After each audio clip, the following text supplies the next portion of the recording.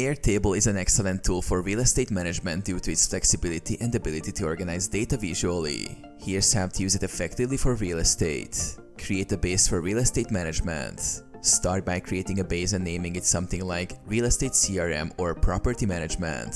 Set up tables. Create tables to organize your data.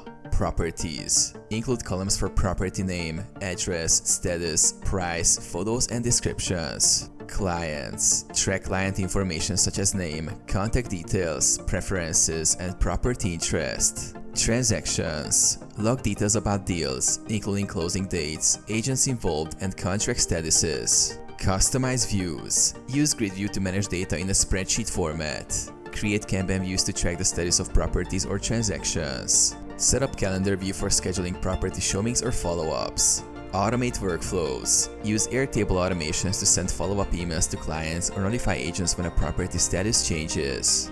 Collaborate and share. Share the base with your team for real-time updates. Use forms to gather client preferences or new property listings.